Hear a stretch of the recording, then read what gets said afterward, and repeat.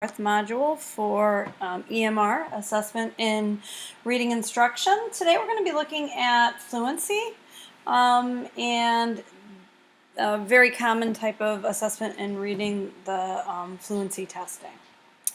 So today's focus is going to understand fluency and its dimensions in reading, explore the limitations of informal assessments such as the DIBELS, which is a very common commercially purchased fluency test, and then model strong practices in the classroom that start to address some of these issues that we've discussed in last week and this week's modules. Okay? All right. What I have in front of you here is a quote from an education expert from 1879. I thought I'd begin with the roots of fluency instruction. Really it has our roots in our history, our education history. Books were costly up until really the 19th century. Books were pretty costly, and families practiced oral reading, particularly of the Bible. So it was part of our culture to have families gather together and to have one member of the family reading to the rest. In early public schools, reading dominated instruction, to be sure, but oral reading and memorization were really considered the keys to reading instruction. By the middle of the 19th century, reading textbooks were dominated with oral instructions. Decoding, recitation, and elocution were really important. And one of the main concerns when looking at reading instruction at this point was eloquent oral reading. So that became really important. Well, obviously things have changed. And I have here 1908 Edmund Huey, a quote from Edmund Huey. And Edmund Huey was one of the early education psychologists. And he moved the classroom discussion, discussion of classrooms from oral reading to silent reading, because he was looking more carefully at the process of reading. These studies looked at things like eye tracking and cognition, thinking processes that students were going through. Silent reading was believed to be superior because oral reading did not prepare students for the kind of reading that was part of everyday life, for the silent reading. And oral reading was often passive. If, for instance, a classroom was conducting a round-robin reading, only that child who was called on to read was doing anything active. The rest were just passively listening. The focus then moved to silent reading and attention to comprehension skills. But components of oral reading did remain. I mean, we know that even in the midst of more progressive education, things like round-robin reading continued, as well as teacher-read texts, and some other facets of oral reading remained in the school. So while they didn't become the focus, they moved away from the focus, they didn't completely leave our school system. All right. Today we can really start to look at fluency as a bridge. It's the bridge between the decoding skills that are so important to what we would say comprehension skills. So what is fluency? Fluency is the rate with which a student reads and the expression with which he and she reads it. So there are two components: words correct per minute, and prosody is the reading with correct expression. Those are two components of reading fluency. Okay, I'm not going to show you the whole video, but I wanted to show you the administration of a DIBELS test. I know many of you have probably given those, especially those of you that are in early childhood. But those of us that whose background are in the upper grades may not have seen or conducted a DIBELS test. So I'll just show you a couple minutes of the administration of a DIBELS test to this young student. Oh shoot, sorry. I don't know why it didn't go. All right.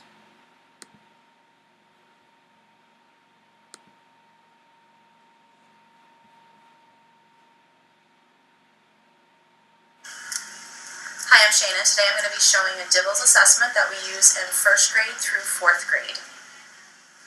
The first story that you're going to read for me is called the Jump Rope Contest. Okay.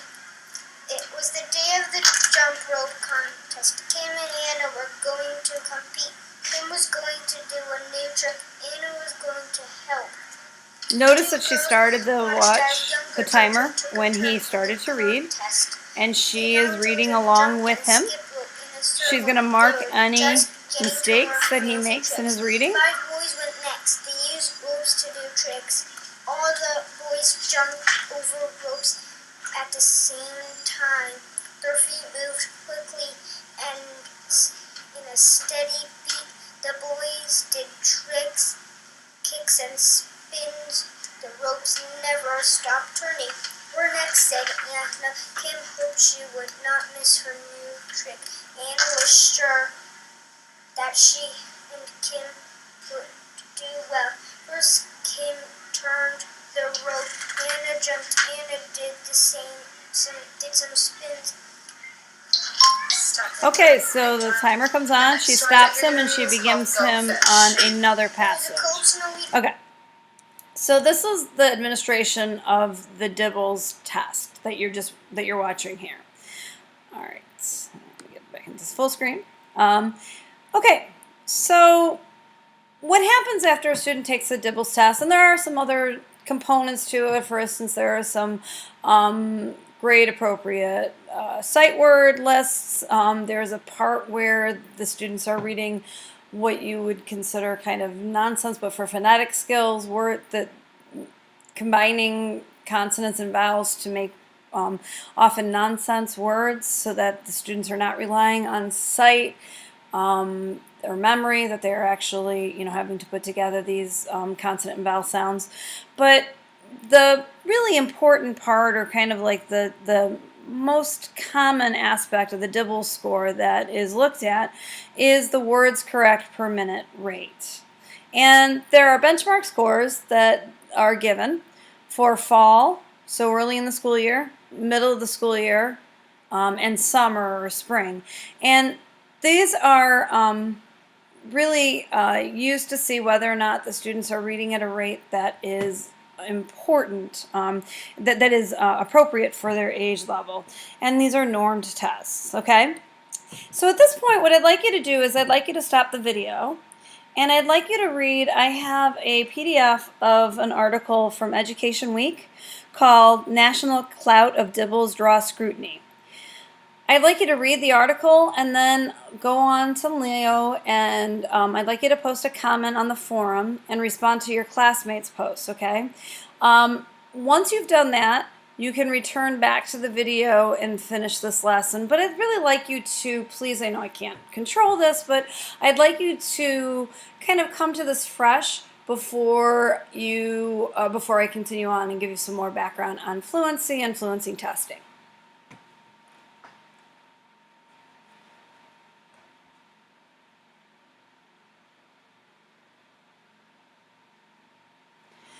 Okay, well, I hope that you had a chance to read the article and that you did so before continuing on to this essay, or onto this lecture. But I wanted to point out to you that at the end, there was a comment that really is one of the reasons why fluency tests such as Dibbles, despite what we can see as their limitations, why they remain a staple. Because despite the many different sort of signals or indicators that students might be struggling, the one consistent indicator is fluency. Students that have fluency problems tend to also have the comprehension problems. And I put up here a screenshot of a part of an article that I was lucky enough to be part of, and in this study, we looked at entry-level freshmen in college, gave them a very, an adapted Dibbles test with a passage that was a college-level reading passage, and then what we did was we pulled the participants' scores from their ACT, which is a college reading readiness benchmark score. And we found strong correlation between students that demonstrated slower than normal fluency rates. And so, like, these studies, even of students who are far beyond the grades 1 to 3, which the DIBELS is generally given, these studies are really indicating that this is an important skill. And so we go back to that idea of bridge, and we have to think about what is it about fluency that maybe is getting us to this reality, okay? All right. One of the things that I think is important to recognize, or the limitations that we want to recognize, is that really fluency testing as it's done generally really looks at the rate and emphasizes the rate. But there is a whole other part of fluency that I think in some ways helps me to understand the whole idea of the bridge motif. If you think about a student and you think about every student's capacity for learning, all of us, no matter how smart we think we are, all of us have limited capacity for learning. And if a student is spending too much of their cognitive ability decoding, just being able to decode the text, they're not going to be able to get into those deeper thinking skills and comprehension. Prosody is, I think, the part of fluency where the comprehension starts to play a role. Students, like that student that we just watched in that video, we're not sure if he actually was understanding what he was reading, but we could see that he was reading at a pretty decent clip for his age. But prosody, once we start to ask students to read with correct expression, that requires the students to be able to understand. I love this meme. I think it's really cute, especially if you'd ever gotten an email from my father-in-law. He never understood why the idea of no caps and no exclamation points. Everything was in caps and an exclamation point. We kept trying to tell him, Dad, do you know you're yelling at us with that happy New Year's email? And he just never got that. But this meme indicates something that we know. Meaning is conveyed through text in many ways. Prosody is the skill students develop to use clues in the text to figure out the correct pacing, to figure out the correct emphasis, the correct tone, the correct expression. But the fact of the matter is, this is a very difficult thing for us to assess and measure. And so I think that that's why fluency testing has really sort of focused in on the rates, the words correct per minute, much more so than it has on what I think is a really key part of fluency, but this idea of prosody. This is a rubric that was developed by Tim Rosinski, who is an expert in fluency, and I was able to study under him at Kent State. And what Tim is trying to do is find a way for teachers to be able to measure prosody. Words correct per minute, very simple. How can we develop a way to look at prosody because of this belief that this actually may be the secret to unlocking fluency as a bridge to comprehension? And so, as you can see, he's developed this rubric that has descriptors in it, but it's looking at things like expression and volume, phrasing, smoothness, and pace. And I think these are things that, yes, decoding of the text can help you, but also understanding what is going on in the text, comprehension of a text. So when something gets sad, to slow down. When something is building, when tension is building, to speed up. Those things allow you to start to see whether or not the student is, in fact, not just decoding, but starting to come to understand and make meaning from the text. All right, so it's really important that assessments such as the IRI or the DIBELS, that they help us to start to focus in on best practices. And one of the best practices definitely is working in oral reading. Some of the benefits of oral reading that we might see be that it could engage students in reading. Many of our students, especially our struggling students, are reluctant readers, so oral reading kind of almost forces their hand to read. It can motivate reading. If teachers carefully select high-interest texts for oral reading work, it could help the students to become motivated as readers. Oral reading allows struggling readers to witness good reading, whether it be the teacher or other students. It allows struggling readers to kind of be able to benchmark themselves against others. It can purposeful oral reading can even be done in the content areas, exposes students to many genres, and helps to familiarize them with different types of texts. And it can help students explore sophisticated words and text structures. These are good places to start to give students access to some of these stretched texts because you're going to be able to scaffold it a bit in the oral reading.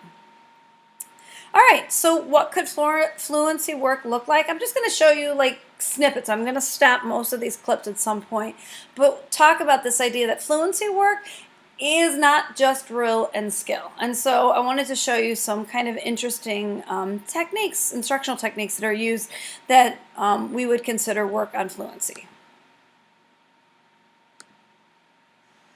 This is an antiphonal choral reading, which means that there are two groups that are answering back and forth to each other.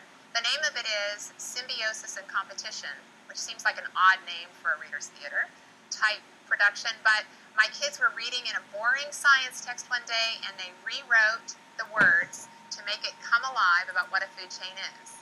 So here is the class that is performing Symbiosis and Competition. We are living organisms. We are the food chain. We are symbiotic. We are competitive. We are into long-term relations. Okay, so what I liked about this is I liked how this looked at a compare and contrast from a science textbook, and it created an antiphonal reading where they were divided between the two, and it also gave the students concrete visual recognition that the two types of cells, that they are different, that the organisms are different, okay? So let's look at another. I'm going to stop that one. Let's look at another. Let's look at the next slide. Okay. Here is another example of reading fluency work. Welcome to our Reader's Theater, Frog and Toad, brought to you by Narrator 1, Studi, Narrator 2, Donovan, Narrator 3, Joseph, the Frog, Connor, and the Toad, Owen, presenting Spring. Frog ran up the path to Toad's house. He knocked on the front door. There was no answer. Toto, wake up. It's spring. Blah, blah, blah. Okay. So they're taking a text that they had read, probably in their basal reader, and the teacher or some publishers do this, provided a reader theater version of it, where the students were given roles. Some were narrators, some were characters, but in their roles, not only were they to read the passage, they were also given, because it is a theater, they're performing it, they're given the task of bringing in expression, an appropriate expression. And so you even saw it in the last boy, the blah, blah, blah. So this allows students to not only read the text, but to read the text for meaning. Okay, let me see it. Here is an example, being a former high school teacher myself, I wanted to look at. So here's an example of some fluency work that's being done in a high school.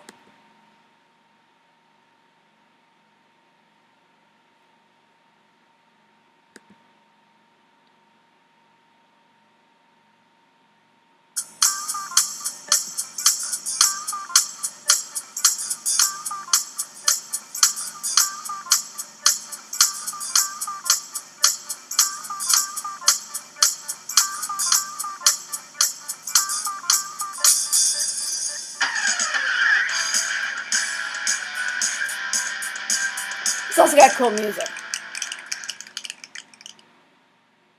Here, Booker Middle School, we have a gallery where our art students hang their work. The poets get to go and be inspired, and this poem was a result of the day of inspiration. Intertwined by Maya Night Sky. Of solitude tendril, staring with its own unconscious ability to breathe the oxygen of understanding, this feeling we know aloud, to grow with each limb in severe thrashes of our cradles, holding our... Okay, so in something like a reader's theater, what you have is you have students who are reading sometimes their own writing, sometimes the writing of other poets, but the performance aspect of the coffee house and the fun that the teacher can have can be a way to work both on fluency and the poetry skill. And something like poetry or reading of song lyrics, wow, what a powerful text to bring in any classroom setting, because it is so central to the text itself. Okay, so let's look at, I skipped over this one before, so I had to go backwards. Let's look at one last one, one little video clip of fluency work in the classroom. Oh, shoot. How did that happen? This one just does not want to present. Okay, here we go. This is a book called In the Year of the Boar and Jackie Robinson. And as I read this book, I'm seeing in awe. I think it's because you recognize the name Jackie Robinson. Did you recognize it? How many of you recognize Jackie Robinson? Notice she's preparing for oral reading, teacher reading.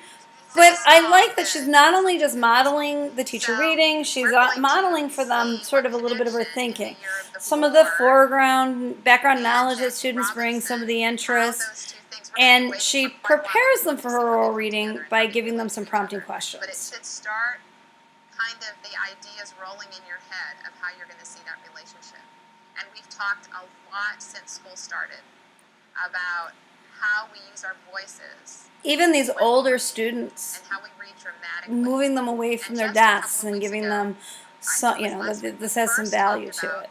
Really trying to take on the character and think about what the character's like when we decide how to use our voice. Okay, so these are a couple of examples of fluency work that we can consider, really, that we've kind of adapted and developed as best practices. Some other strategies that maybe we didn't necessarily think as work on fluency, but really are, some other strategies that we can consider are things like paired and buddy reading, paired readings or buddy readings. Paired readings, you might put a strong reader with a more struggling reader so that the one can work as more of a tutor.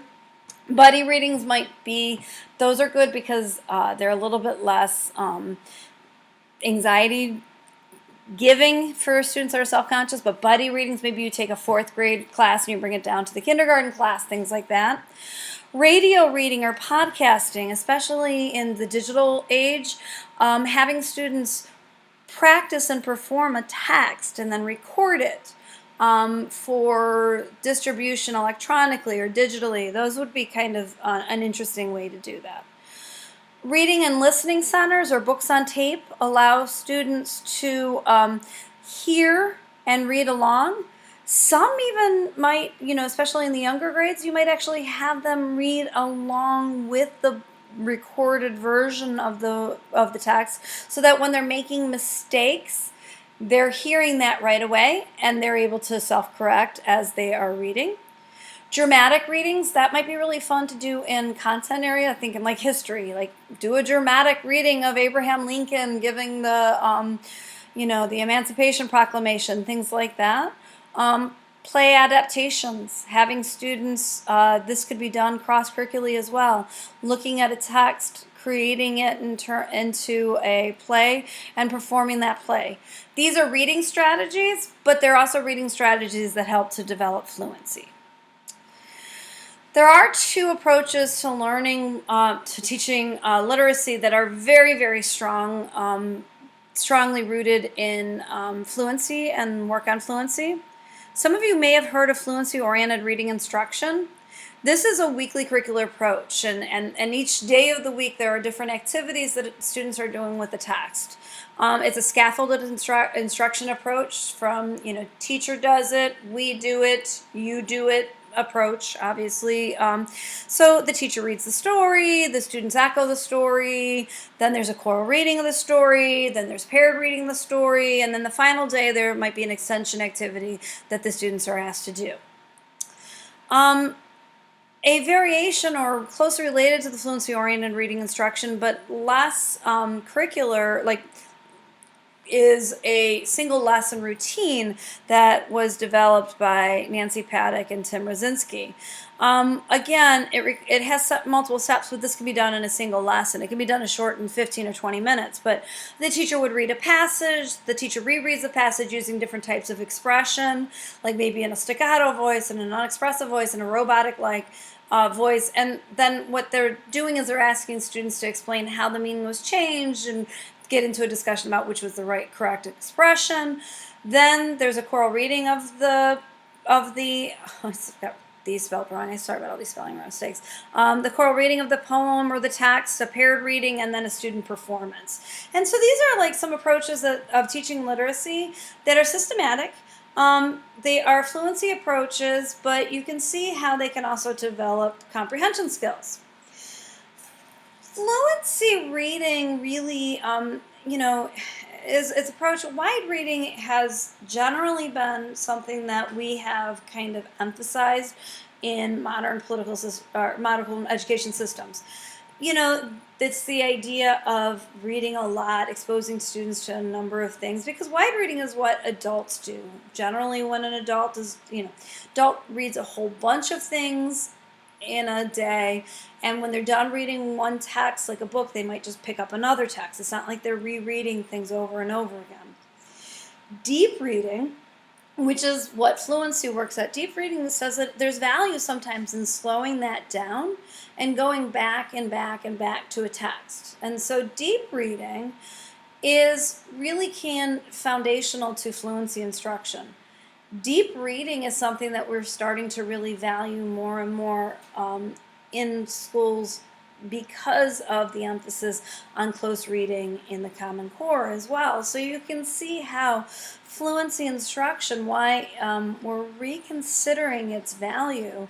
And even though it has some limitations, we don't want to have students that read fast without understanding what they're reading. There's a whole dimension to fluency reading that I think we can look at beyond that.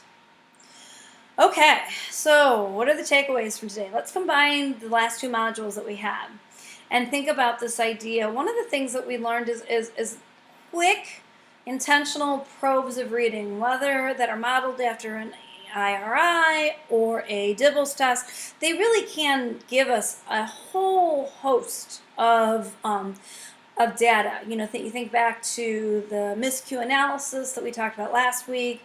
You think about thinking about prosody and maybe what some prosody indicators, can we start to wonder, are they not noticing punctuation, whatever it could be. And so one of the things that I think the last two lessons can help us is this idea that probing reading is really valuable. 1 minute quick probes can give us little snapshots of students' skills and abilities. Obviously, reading is complex. No 1 minute probe is going to give us all of the answers, and that's why that gives us a little bit of job security, I guess. That's why we're there, because we're the ones that are kind of taking in all of the different types of data that we're collecting on our students and creating meaningful instructional opportunities that address gaps that we're seeing in our students. Reading is a complex process. There's a whole host of sub-skills that work together when students are creating meaning. And so those sub-skills are really, really difficult and complex. And so, yeah, some of these reading probes maybe focus on isolate 1 or 2 or 3 of those skills and to the exclusion of others. But the thing about reading, the complexity of reading is really reading is when done silently, becomes a very personal thing. Students can look like they're reading and they're not. Students can think that they're reading and they're not. But what these types of reading assessments, like the Dibbles test, or a reading probe, or an IRI, what they allow us to do is start to address that process, because we can start to see that process.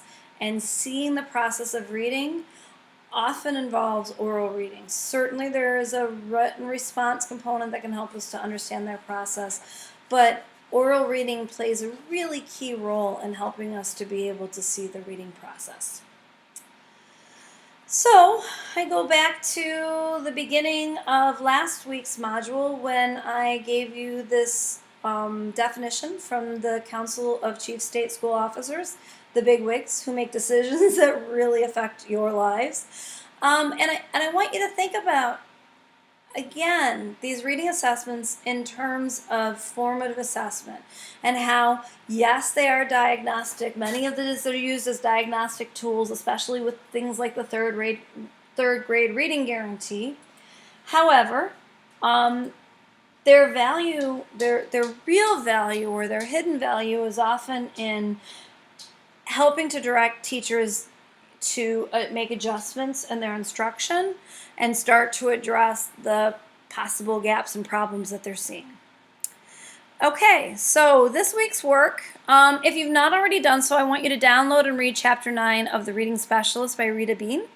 After you've read that, I want you to write the forum response and then respond to your classmates' posts, and continue working on your field experience project. We're getting to the last half of the class, which is exciting and possibly a little nerve-wracking for some of us at the same time. So thank you. I hope you guys all have a great week, and we will be in touch. See you in the next learning module.